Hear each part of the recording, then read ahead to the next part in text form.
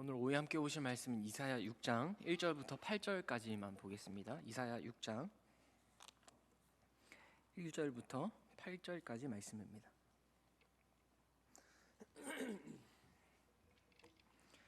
제가 가진 성경책 구약성경 973면에 있습니다. 이사야 6장 1절부터 8절까지 말씀입니다. 우리 저 한 절, 성도님들 한 절 함께 교독하겠습니다. 우시야 왕이 죽던 해에 내가 본즉 주께서 높이 들린 보좌에 앉으셨는데 그의 옷자락은 성전에 가득하였고 스랍들이 모시고 섰는데 각기 6날개가 있어 그 둘로는 자기의 얼굴을 가리었고 그 둘로는 자기의 발을 가리었고 그 둘로는 날며 서로 불러 이르되 거룩하다 거룩하다 거룩하다 만군의 여호와여 그의 영광이 온 땅에 충만하도다 하더라. 이같이 화답하는 자의 소리로 말미암아 문지방에 터가 요동하며 성전에 연기가 충만한지라. 그때 내가 말하되 화로다 나여 망하게 되었도다. 나는 입술이 부정한 사람이요 나는 입술이 부정한 백성 중에 거주하면서 만군의 여호와이신 왕을 배웠음이로다 하였더라. 그때 그 스랍 중에 하나가 부젓가락으로 제단에서 집은 바 핀 숯을 손에 가지고 내게로 날아와서 그것을 내 입술에 대며 이르되 보라 이것이 내 입에 닿았으니 내 악이 제하여졌고 내 죄가 사하여졌느니라 하더라. 내가 또 주의 목소리를 들으니 주께서 이르시되 내가 누구를 보내며 누가 우리를 위하여 갈고 하시니 그때 내가 이르되 내가 여기 있나이다 나를 보내소서 하였더니 아멘.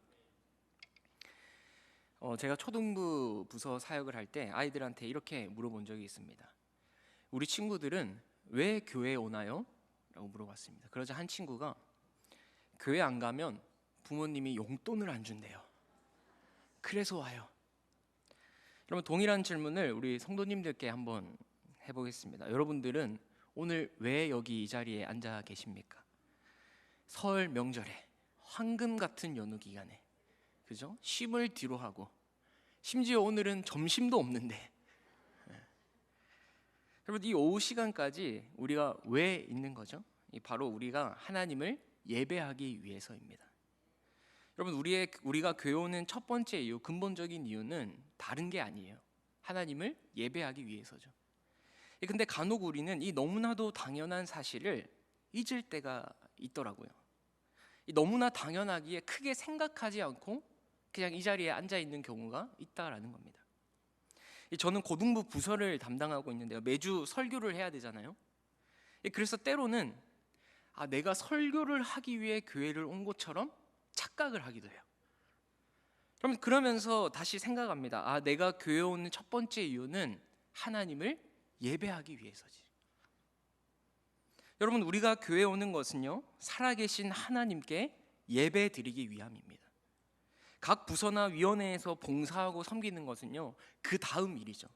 그 봉사가 그 일이 첫 번째 이유가 아닙니다.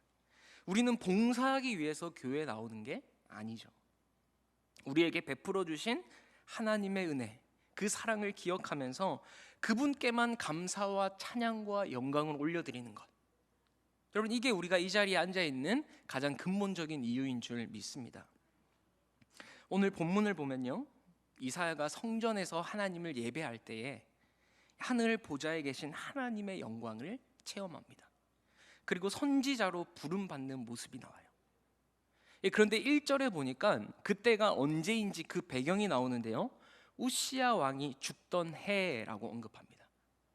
여러분 우시야 왕은요 굉장히 똑똑하고 다재다능한 왕이었어요. 사회, 정치, 경제, 문화, 농업, 군사력까지 하나부터 열까지 빠질 것 없이 탁월한 왕이 바로 우시야 왕이었습니다. 이 우시야가 유다를 52년간 다스렸는데요 하나님 보시기에 정직하게 행했어요. 그래서 나라가 부국강병했습니다. 그런데 그런 우시야가 노년에 교만해져서 제사장이 해야 될 일을 자신이 하려고 하다가 문둥병에 걸리고 말아요. 그리고 죽을 때까지 별궁에 홀로 지내다가 그렇게 죽게 됩니다. 그 우시야 왕이 죽은 때가 바로 오늘 본문의 배경인 것이죠.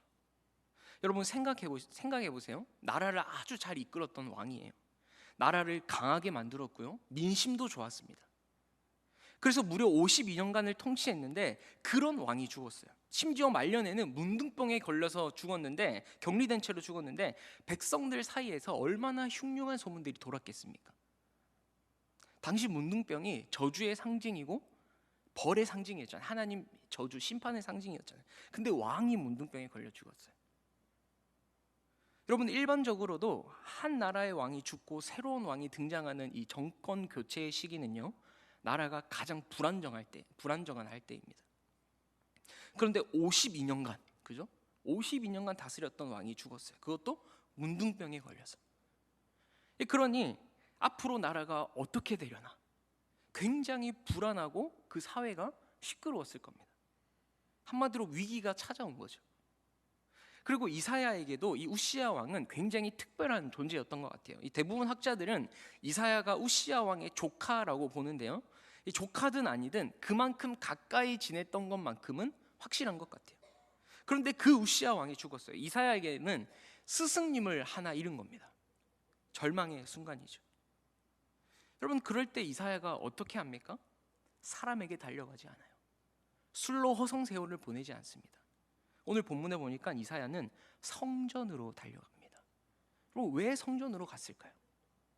낙심된 마음으로 나라의 미래를 걱정하면서 하나님의 뜻을 구하기 위해 성전으로 간 것이죠. 여러분, 그런데 그 성전에서 오늘 어떤 일이 일어났는지 이제 구체적으로 나오는데요, 1절 말씀입니다. 우시야 왕이 죽던 해에 내가 본즉, 이사야가 뭘 봤어요, 그죠? 뭘 봤습니까? 주께서 높이 들린 보좌에 앉으셨는데 그의 옷자락은 성전에 가득하였고라고 합니다.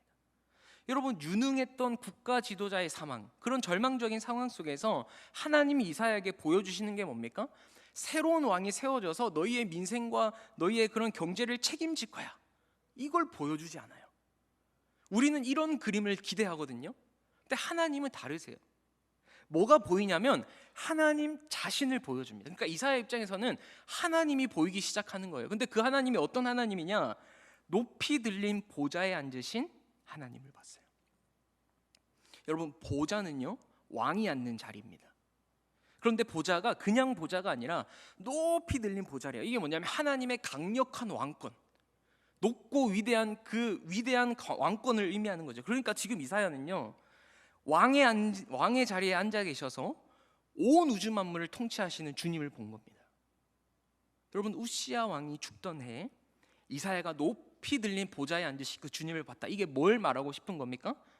비록 지금까지 나라를 부강했던 이 땅의 왕은 죽었지만, 백성들이 바라보고 의지했던 그 우시야 왕은 죽었지만 하나님이 여전히 하늘 보좌에서 우리를 다스리시고 계시는구나.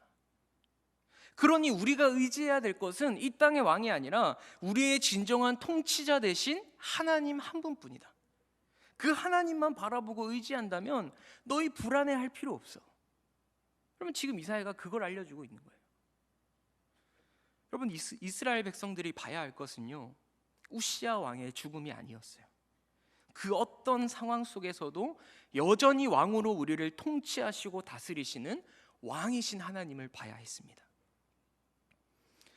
여러분, 우리가 이 땅을 살아가면서 사랑하는 사람과의 이별을 겪기도 하고요, 여러 가지 낙심되는 상황들, 어려움을 만날 수밖에 없죠. 그런데 그 어려움 속에서 과연 우리가 봐야 할 것이 무엇인가? 바로 높이 들린 보좌에 앉으신 그 주님을 봐야 하는 것입니다. 그리고 그 주님의 임재와 영광이 나의 심령에 가득 채워져야 돼요. 그러면 더 이상 문제가 아니게 되는 것이죠. 여러분, 우리의 삶을 책임지고 인도하는 것은요, 나의 계획도 아니고요, 회사의 오너도 아니고요, 많은 재물도 아닙니다. 바로 내 삶의 주인 되시는 하나님이 이끄시고 책임지시는 줄 믿습니다. 이 나라 이민족도 마찬가지죠. 뭐 대통령이 주관합니까? 아닙니다. 세상 모든 역사는 왕이신 하나님께서 주관하시는 줄로 믿습니다. 여러분, 나라가 어렵고 힘들수록 왕 대신 주님을 봐야 돼요. 높이 그 들린 보좌에 앉으신 그 주님, 우리를 여전히 다스리시는 거예요.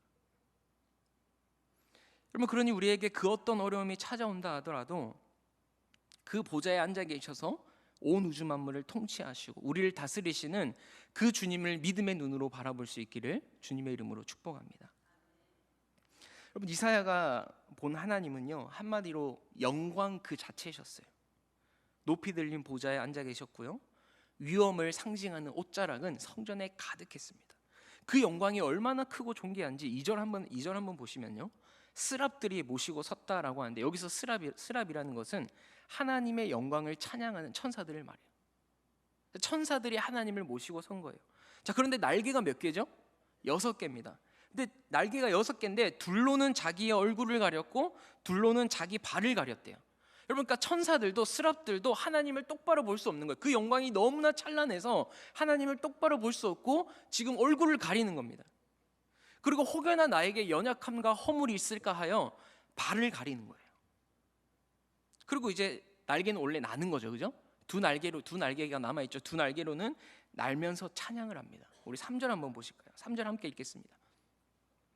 서로 불러 이르되 거룩하다 거룩하다 거룩하다 만군의 여호와여, 그의 영광이 온 땅에 충만하도다 하더라.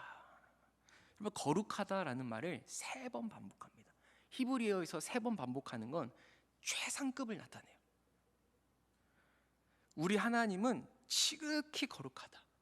더 이상 비할 데 없이 완전하게 거룩한 분이다. 여러분, 여기서 거룩하다라는 것은 기본적으로 많이 들어보셨겠지만 구별되다, 다르다라는 뜻입니다. 그러니까 우리 하나님은 사람과 완전히 구별된, 완전히 다른 분이세요. 이 세상 그 어떤 존재와도 같지 않은 거룩하신 분, 완전히 구별되고 완전히 다른 분, 여러분, 그분이 바로 우리의 하나님, 거룩하신 하나님이세요. 이 하나님을 이사야가 오늘 본 것이죠. 여러분, 오늘 이사야가 거룩하신 하나님, 그 영광스러운 하나님을 본 것처럼 우리도 예배를 통해서 그 거룩하신 하나님을 날마다 만날 수 있기를 소망합니다. 그 하나님을 볼 수 있어야 돼요. 믿음의 눈으로. 여러분, 그래야지 우리가 이 세상에 나가서 승리할 수 있습니다. 이곳에서 그 하나님을 만나야지.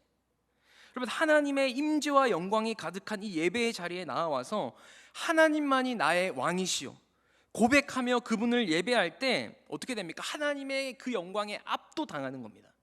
압도당하는 거예요. 여러분, 우리가 이 자리에서 그 영광에 압도당하지 않으면요, 이 문 밖을 나가잖아요. 그대로 폐잔병으로 살아갑니다. 그리스도인인데 힘이 없어요. 능력이 없어요. 왜? 하나님의 영광에 압도당하지 않았기 때문에. 여러분, 근데 이 자리에서 그 영광에 압도당하면요, 그 영광을 경험한 만큼 세상 문 밖에 있는 문제가 더 이상 문제로 여겨지지 않습니다. 온 땅에 충만하신 그 하나님의 영광이 내 심령에, 내 삶에 깊숙이 들어와서 그 영광이 나의 삶을 지배하니까 여러분, 세상 가운데서 승리하며 살아갈 수 있는 거예요. 주님의 군대로 이겨내며 나아가는 겁니다. 여러분, 그래서 성도에게 예배는 생명과도 같습니다. 생명. 우리를 살게 하고 숨쉬게 하는 거죠. 왜요? 예배를 통해 영광의 하나님, 거룩하신 하나님을 만나기 때문입니다. 여러분, 그래서 교회는 모여야 돼요. 모여서 딴 게 하는 게 아니라 하나님의 영광 앞에 모여야 돼요. 함께 모여서 우리의 예배를 받으시는 그 하나님이 얼마나 놀랍고 위대한 하나님인지 함께 깨닫고 그것을 함께 느끼고 함께 고백하고 함께 찬양할 때 여러분, 우리의 삶과 이 교회 위에 하나님의 영광이 임하는 줄로 믿으시기 바랍니다. 이렇게 이사야는 그 거룩하신 하나님, 또 5절에 보면 성전 문지방의 털을 흔드신 그 권능의 하나님, 또 연기로 성전을 가득 채웠다라고 했는데 그 영광의 하나님, 그 거룩하신 하나님을 만났어요. 그 하나님을 보았습니다. 그리고 이사야는 그 하나님을 보고서 이렇게 부르짖습니다. 우리 5절 말씀인데 함께 같이 읽어보겠습니다. 5절입니다. 그때 내가 말하되 화로다 나여 망하게 되었도다. 나는 입술이 부정한 사람이요 나는 입술이 부정한 백성 중에 거주하면서 만군의 여호와이신 왕을 배웠음이로다 하였더라. 여러분, 이사야가 이 하나님을 보자 가장 먼저 한 말이 뭡니까? 화로다 나여 망하게 되었다. 이게 뭐 말이냐면 큰일 났다. 나 이제 죽게 되었다. 여러분 보세요. 하나님의 깊은 임재, 그 영광 가운데 나아간 그 인간이 가장 먼저 깨닫고 하는 고백이 무엇입니까? 나는 하나님 앞에서 죄인입니다. 나는 죽을 수밖에 없는 존재입니다. 나는 심판받아 마땅한 존재입니다. 나는 하나님 앞에서 아무것도 아닙니다. 내 자아 본질의 절망에 빠져요. 여러분, 하나님을 만나면 황홀경에 빠지는 게 아니라 화로다 나여 망하게 되었도다. 나의 죄악과 그 무가치함을 한탄하면서 울부짖게 됩니다. 이게 뭐냐? 하나님을 만난 사람의 가장 첫 번째 반응이에요. 여러분, 참된 예배자는요, 하나님께 나를 드러낼 수 없어요. 나를 자랑할 수 없습니다. 그냥 그 임재 앞에 무릎 꿇고 엎드리면서 애통해하면서 가슴을 치며 우는 거예요. 마치 이런 거죠, 여러분. 차에 먼지가 엄청 많아요. 근데 밤에 다닐 때는 잘 모르지 않습니까? 먼지가 얼마나 쌓였는지 눈에 잘 안 보이잖아요. 근데 빛이 들어오기 전까지는 얼마나 먼지가 많은지 잘 안 보여요. 근데 창문 사이로 낮에 햇빛이 딱 비춰지면 눈에 보이지 않았던 먼지들이 보이기 시작합니다. 마치 그런 겁니다. 하나님의 빛이 내 속에 딱 들어오면요, 나의 실체가 보여요. 내가 얼마나 더럽고 얼마나 무가치하고 얼마나 허물이 많은가, 그걸 보게 됩니다. 그래서 주님 앞에 엎드려질 수밖에 없어요. 성경에서 하나님을 만난 모든 사람들이, 하나님의 영광을 본 모든 사람들이 엎드려졌어요. 여러분, 우리는요, 우리 자신의 실상을 잘 모르고 착각하는 경우가 많아요. 대부분의 경우에 우리는 그래도 나 자신이 꽤 괜찮은 사람이지, 별로 문제 없는 사람이지, 특별히 뭐 죄 안 짓고 사니까 괜찮을 거야. 여러분, 그렇게 생각합니다. 그리고 요즘 시대가 어떤 시대입니까? 스스로를 내세우고 알리는 것이 미덕처럼 여겨지는 세상 문화 속에 살고 있어요. 자기 PR의 시대 들어봤죠? 자기 홍보의 시대. 그러니까 나를 드러내는 게 자연스러운 겁니다. 그래서인지 자신을 치장하고 포장하는데 너무나도 능숙해요. 그러니까 이런 거죠. 뭐 거짓말을 하는 건 아니에요, 나에 대해서. 근데 나를 그럴싸하고 있어 보이게 드러내는 거, 이게 문제가 전혀 되지 않습니다. 당연한 거예요. 여러분, 요즘 애들이, 중고등학생 애들이요, 폰으로 셀카를 탁 찍잖아요. 이게 얘인가 싶을 정도로 못 알아봐요. 그 뭐 옛날에는 포토샵을 하고 하는데 요새는 어플 자체가 그렇게 나오거든요. 눈도 늘려주고, 볼살 쪽 빠져서 V라인 만들어주고, 심지어 키도 늘려줍니다. 여러분, 그렇게 해서 그런 사진을 딱 SNS에 올려서 자기인 것처럼 해놔요. 이게 뭐예요? 자기도 속고 남도 속는 겁니다. 그리고 내가 얼굴이 좀 안 되는 것 같다, 그럼 어떻게 하냐면 요새 화장이요, 변장이에요. 여러분, 기술이 얼마나 발달했는지 뭐 꾸미는 수준이 아니라 뭐 다른 사람이 됩니다. 그런 걸로 유튜브 막 유명한 사람들 있잖아요. 뭐 순식간에 막 다른 사람이 돼요. 변장을 해요. 여러분, 그것도 안 되면 요새 뭐 성형수술 고치는 거 살짝 고치면 됩니다. 요새 그거 가지고 막 뭐라 왈가왈부가 하지 않죠. 여러분, 비싼 옷으로 잘 차려입고 좋은 차를 타면 그게 내가 누구인지를 말해주는 세상이에요. 우리 아이들 그래서 SNS 합니다. 그러나 여러분, 우리가 하나님 앞에 딱 서게 되면요, 이런 것들이 아무 소용이 없어요. 하나님이 나의 기준이 되시고 우리가 그분 앞에 서게 되면 그 모든 포장과 우리를 꾸며주는 그 모든 것들이 아무것도 아니었구나. 거기서 내가 내 삶의 의미를 찾았는데 하나님을 만나니까 그런 것들이 아무 의미가 없어지는 거예요. 여러분, 우리가 예배 가운데 이런 하나님을 날마다 만날 수 있기를 소망합니다. 그분의 영광과 그분의 거룩하심을 직면하게 되면 나의 실체를 발견하고 하나님 앞에 엎드려질 수밖에 없어요. 화로다 나여 망하게 되었도다. 베드로는 어떻게 고백했습니까? 주여 나를 떠나소서, 나는 죄인이로소이다. 여러분, 그런데 놀라운 것은요, 그런 예배자를 통해서 그런 예배자를 하나님이 기뻐 받으신다는 겁니다. 화로다 나여 망하게 되었다, 애통하면서 가슴 치며 부르짖을 때 하나님은 그 고백을 기뻐 받으시고 회복시켜 주세요. 여러분, 6절 7절 말씀입니다. 우리 6절 7절 말씀을 함께 같이 읽어보겠습니다. 그때 그 스랍 중에 하나가 부젓가락으로 제단에서 집은 바 핀 숯을 손에 가지고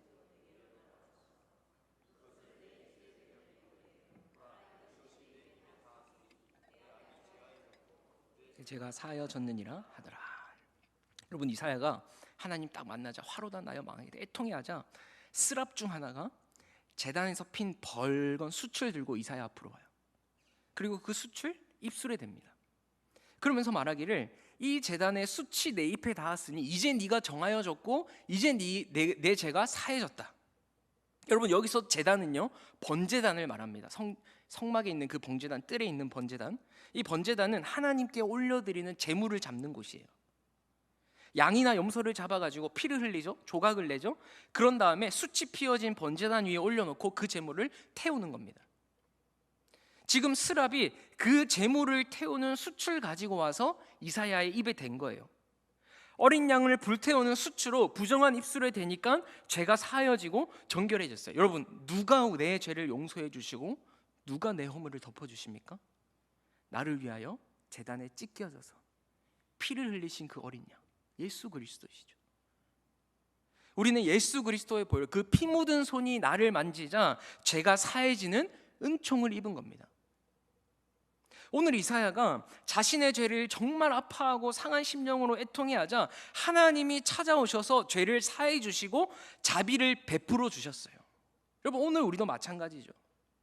우리가 주님 앞에 애통해하는 마음으로 나의 죄를 고백하며 나아갈 때 주님은 반드시 우리를 회복시켜 주십니다.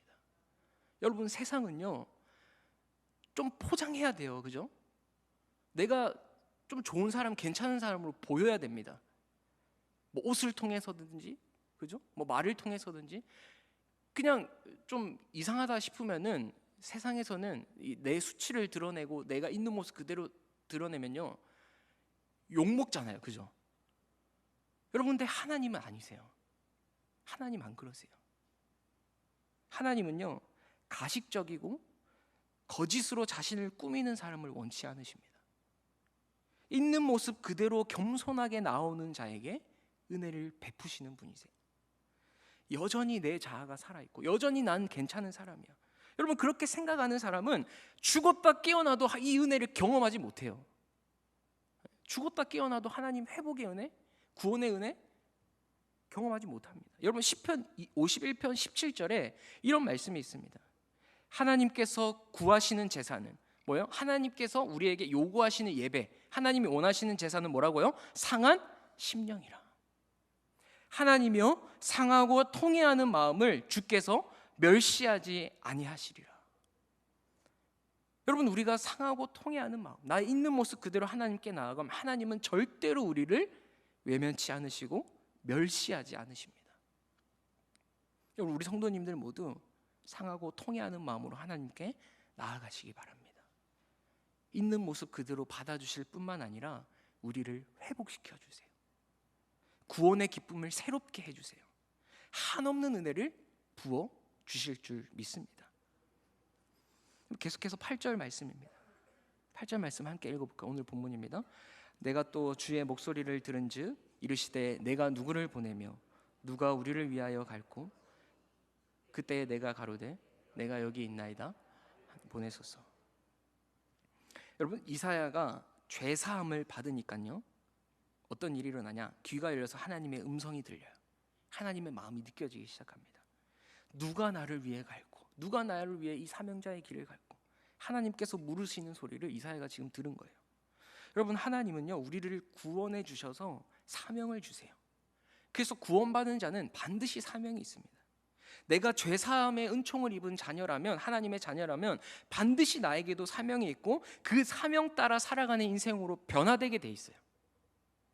지금 이사야가 내가 여기 있사오니 나를 보내소서라고 고백하는 것은요 내가 뭐 잘할 수 있어서, 자기가 잘할 수 있어서, 내가 잘난 게 있어서 이렇게 말하는 게 아닙니다.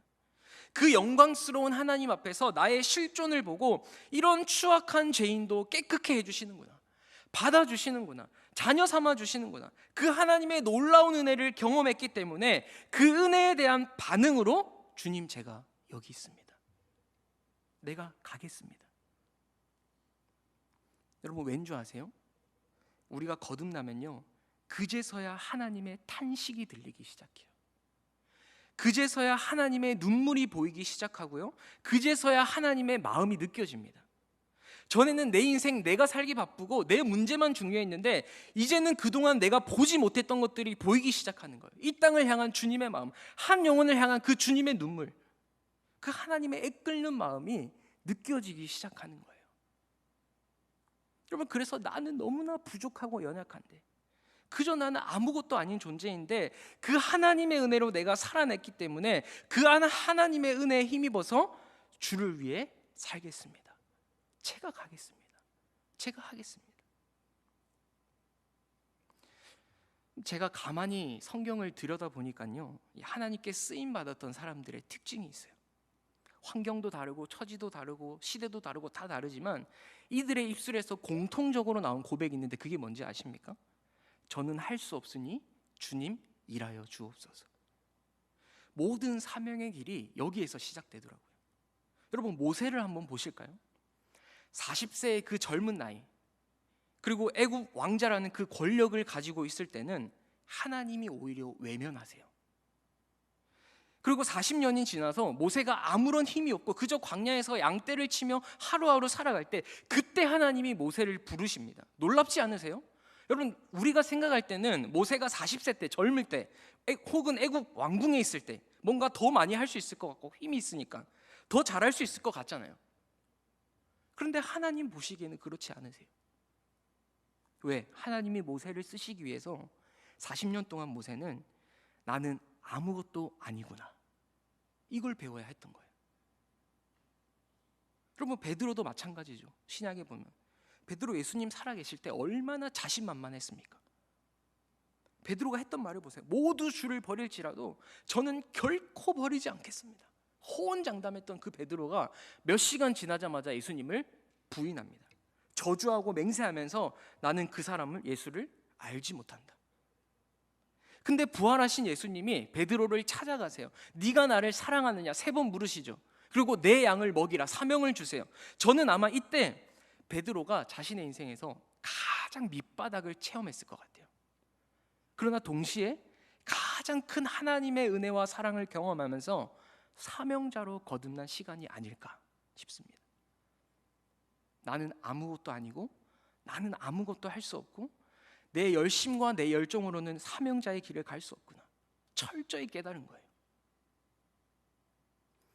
여러분, 사랑하는 우리 성도님들, 우리도 내가 하나님 앞에서 죄인이고 무능하고 아무것도 아닌 존재임을 깨달으면서 하나님밖에 없습니다, 하나님이 나의 전부십니다, 하나님의 은혜로 살아가겠습니다, 여러분, 이렇게 고백하는 우리가 되기를 소망합니다. 그럴 때 하나님이 우리를 쓰시는 거예요. 여러분, 오늘 이사야는요, 유다의 정치적, 영적 위기 상황 속에서 사람을 찾으시는 하나님의 음성을 들었습니다. 내가 누구를 보낼까? 누가 우리를 위해서 갈까? 여러분, 지금도 하나님은요, 사람을 찾고 계세요. 누가 이 깨어지고 아파하는 세상에서 내 사랑을 전할 수 있을까? 누가 내 일을 감당할 수 있을까? 하나님은 사람을 찾고 계세요. 오늘 이사야처럼 내가 여기 있사오니 나를 보내소서, 이렇게 믿음으로 반응할 수 있기를 소망합니다.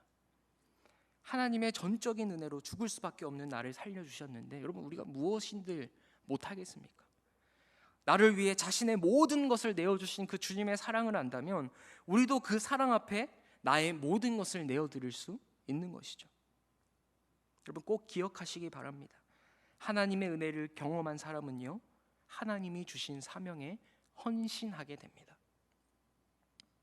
오늘 이사야는 주님, 내가 여기 있사오니 나를 보내소서, 그 사명에 자신의 삶을 헌신합니다. 여러분, 저와 여러분은 어떻습니까?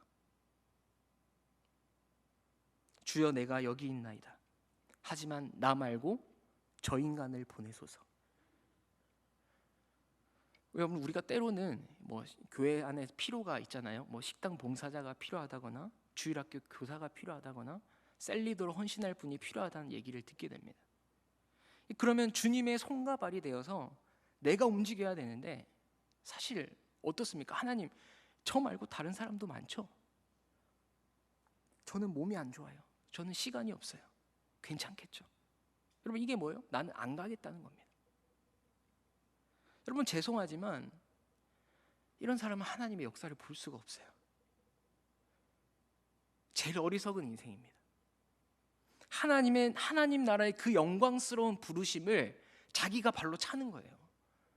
여러분, 에베소서나 골로새서 보면 교회론, 그 하나님의 영광스러운 부르심이 교회에 있어요.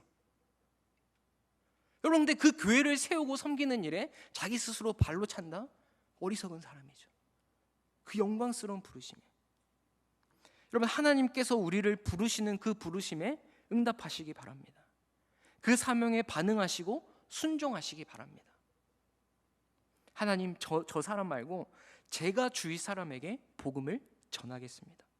하나님, 제가 선교사님을 후원하고 기도하겠습니다. 아멘을 아무도 안 하시네요. 하나님, 제가 직장에서 빛과 소금으로 살겠습니다. 하나님, 제가 연약한 지체들을 위해서 기도하고 돕는 자가 되겠습니다. 하나님, 제가 교회를 섬기는 자가 되겠습니다. 여러분, 아멘이십니까?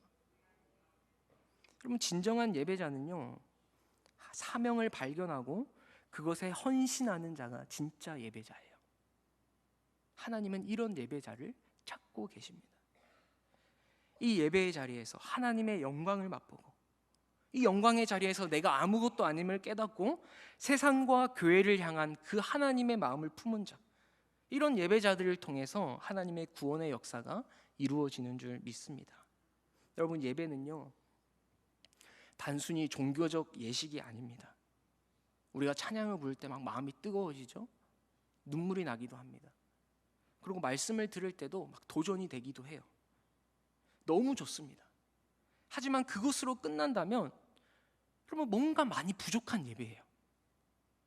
진정한 예배, 살아있는 예배는요, 하나님이 우리에게 맡겨주신 사명에 대해서 주님, 제가 여기 있사오니 나를 쓰옵소서, 내 삶을 드리면서 주를 위해 헌신하기로 결단하는 그런 살아있는 예배가 여러분 진짜 제대로 드려진 예배입니다.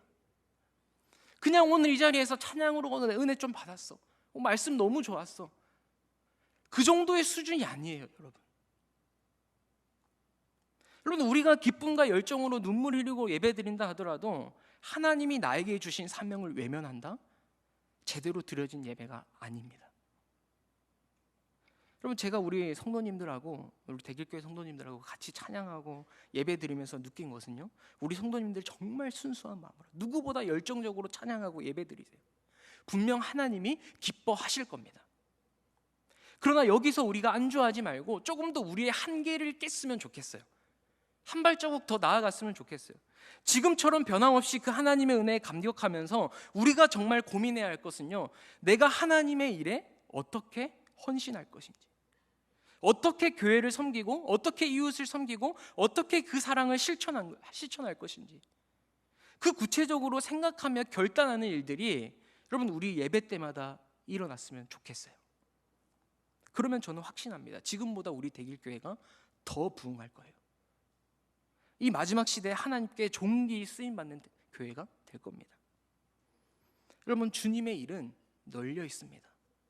교회뿐만 아니라 세상에 가도 널려 있어요. 내가 관심을 안 가져서 그렇지 할 일을 많은데 보낼 일꾼이 없어요. 여러분, 오늘 이 시간 주여 내가 여기 있사오니 나를 보내소서, 여러분 결단하시기 바랍니다. 큰 것 아니라도 괜찮습니다. 지금 내가 할 수 있는 일, 작은 것부터 다른 사람에게 미루지 마시고 나부터 먼저 실천하는 우리가 되기를 소망합니다. 우리 모두가 거듭난 주의 백성으로서 하나님의 눈물로 울고 하나님의 마음으로 아파하고 하나님의 손으로 섬기시길 주님의 이름으로 축복합니다. 그 부르심에 응답하면서 이 교회를 아름답게 세워나가고 세상을 변화시키며 그 주님 주신 사명을 충성되게 감당하는 우리 대길교회 성도님들 되시길 주님의 이름으로 축복합니다. 기도하겠습니다. 하나님, 오늘 이사야가 우시아 왕이 죽던 해 참 힘들고 어렵고 유다의 정치적 영적 위기 상황 속에서 성전에 나아가 영광의 하나님, 거룩한 하나님을 만난 것처럼 하나님, 우리도 이 자리에서 예배 드릴 때마다 그 하나님을 경험하고 만나고 그 하나님의 영광에 압도되어지는 은혜가 있기를 소망합니다. 그래서 우리가 세상에 나가서 사명자로 살아가게 하여 주시고 하나님, 나를 보내셔서 그 주님의 마음에 동하여서 하나님의 나라를 함께 이루어 나갈 수 있는 우리 대길교회 성도님들 될 수 있도록 축복하여 주시옵소서. 감사드리며 예수님 이름으로 기도합니다. 아멘.